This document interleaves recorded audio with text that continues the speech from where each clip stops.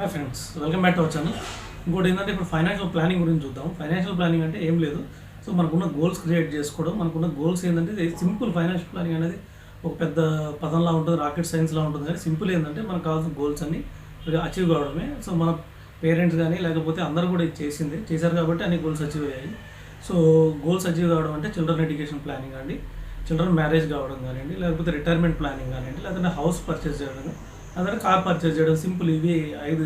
ఇవి కాకుండా ఏంటంటే ఇప్పుడు కొత్తగా వచ్చింది ఏంటంటే ఇంటర్నేషనల్ ట్రిప్స్, లేకపోతే హాలిడేస్. సో ఇవి కలిసి, సో ఇవి మొత్తం కలిపితేనే ఫైనాన్షియల్ ఫ్రీడమ్ అంటారు. దీనికి ఎంతెంత సేవ్ చేయాలంటే వచ్చిన ఇన్కంలో మ్యాక్సిమం అమౌంట్ అంటే 50% మనం ఖర్చు పెట్టుకొని, ఒక 30% మనం ఇన్వెస్ట్ చేసి, 20% మనం ఏమైనా అంటే ఎలక్ట్రానిక్ వస్తువులు కానీ వాటికి అవసరాలకి ఉపయోగించుకోవచ్చు.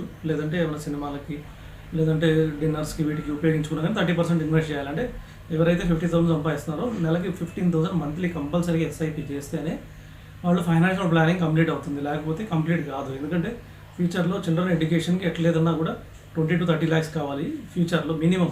ఇది ఎంబీఏ చేయాలన్నా కానీ, లేకపోతే చార్ట్ అకౌంట్ చేయాలన్నా కానీ, డాక్టర్ చేయాలంటే ఇంకా ఎక్కువ అవుతుంది. సరే తక్కువ వేసుకున్న 20 to 25 lakhs చిల్డ్రన్ ఎడ్యుకేషన్ కావాలి. మ్యారేజ్కి, సో ఒకరి మ్యారేజ్కి అట్లీస్ట్ 12 lakhs ఉండాలి. ప్రజెంట్ రేట్ ప్రకారం 12 lakhs average Indian marriage cost ఉంది. దాని తర్వాత రిటైర్మెంట్కి కంపల్సరీగా ఆ టైంకి ఒక పెద్ద అమౌంట్ ఉండాలి, 1 crore 2 crore. అలాగే హౌస్కి ఉండడానికి కూడా మినిమం 50 lakhs ఉండాలి. సో ఇవన్నీ మనం ముందు నుంచి ప్లాన్ చేసుకుంటేనే అచీవ్ అవుతాయి. ఇది ఇయర్లీగా స్టార్ట్ చేసుకుంటే కంపల్సరీగా అచీవ్ అవుతాయి.